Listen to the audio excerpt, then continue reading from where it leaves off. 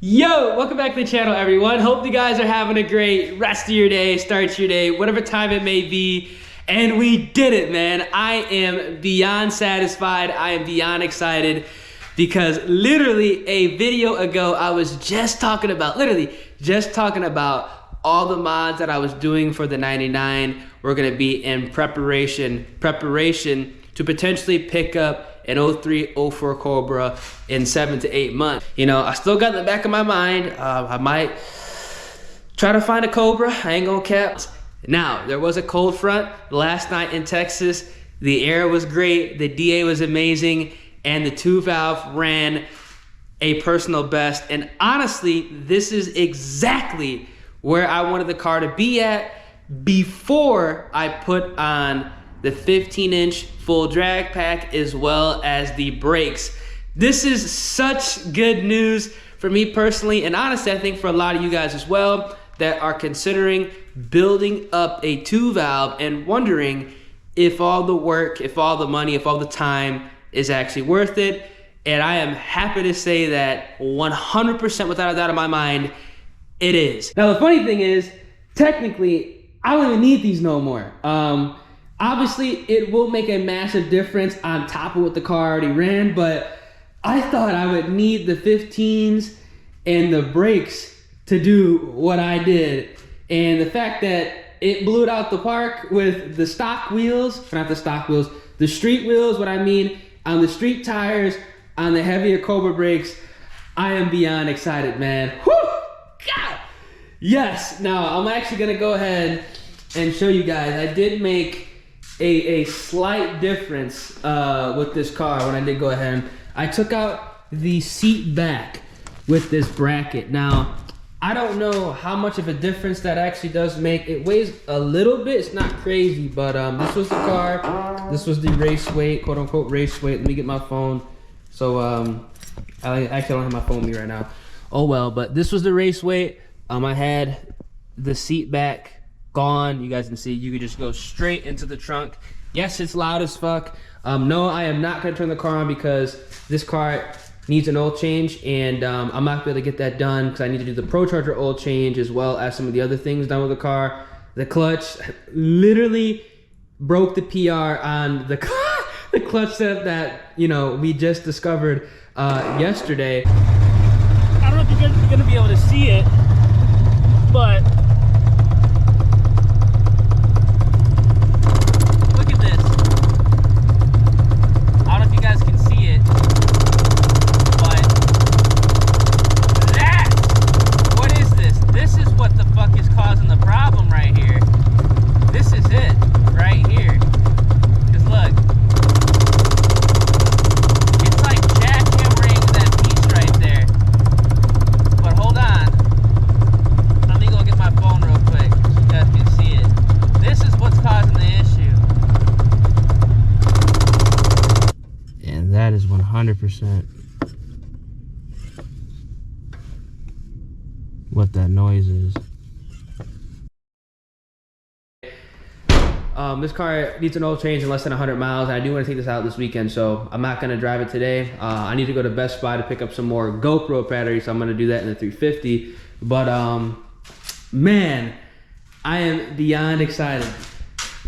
So we still got on the rep wheels, we still got on the heavier Cobra brakes, man. The funny thing is, I would have actually put on the drag pack, or at least I could have put the front runners on, but you guys can see here, it has the Cobra brakes, and with Cobra brakes up front, if you guys are unaware, you can't actually put a 15-inch wheel with these brakes. It will not clear the caliber, it will not clear the rotors. You have to go ahead and do the conversion, which is obviously why I got the brakes coming in with the wheels that I did pick up. So it will pick up a lot more mile per hour and it'll drop a lot of weight. The car weighs 3240, probably weighs 3220 now with that bracket out. But with the wheels as well as the brakes, I think the car is gonna be like 3150 race weight, which will be a massive W. Now, when I did go out last night to go ahead and test out the car, I actually was not recording. I was not expecting the car to break its PR. I thought it was gonna run a little bit quicker, but not as fast as it did. I did not think it was going to run a 6-second pass. Now, I'm gonna go ahead and put the screenshot on the screen right now you can take a look at.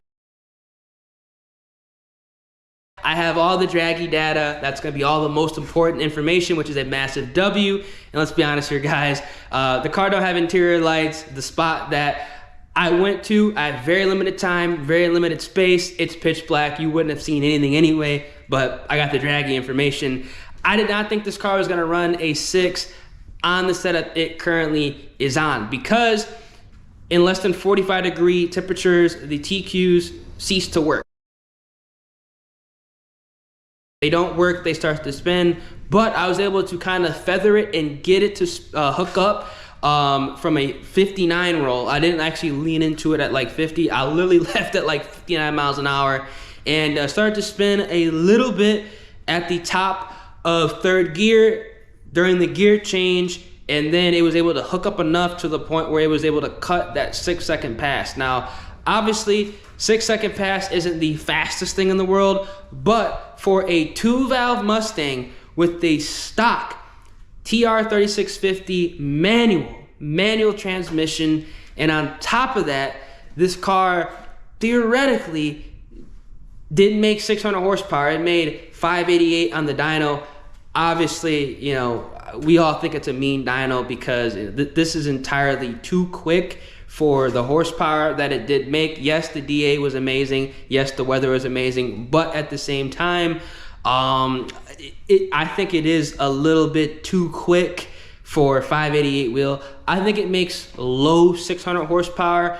Man, with that P1X Procharger on it, if I decide to do it, which honestly, I don't even need to do it anymore, because I would have been happy if this car ran a 6.7 with the wheels and the brakes. And if it ran that, I wasn't even gonna upgrade the blower because there would have been no point because the transmission is still stock. If I was to do wheels, brakes, and upgrade that blower, I know for a fact this car would touch 5s with maybe a pulley down. Now, obviously, I'm gonna just transfer the 3.0 pulley with the same 15% overdrive with the P1X. I think it would make high teens, low 20s. It'd be somewhere, I'd say, within, you know, 680, you know, 720 wheel horsepower range. I don't really care what it makes on the dyno because dynos are just a tool. I care about how it runs in the street. I think it could touch 5s 100%, especially if you know, I upgraded the seat, which I'm gonna do. We're gonna get rid of that stock S197 seat, which is very heavy because it does have the heated and cooled function. I don't have the heated and cooled function, excuse me. I wish they did back then. It has the power function, which obviously, you know, it's just on a slider right now because the interior, you know, lights and electronics don't work except the radio, which I don't even use. But I think we're gonna be able to run a 5-second pass in a 2-valve Mustang that makes high 6, low 7s, which would be amazing, and also still have a manual transmission. I was just talking about going ahead and potentially going ahead and getting the Cobra, which is still probably the right decision. But God, dude, this thing, you know,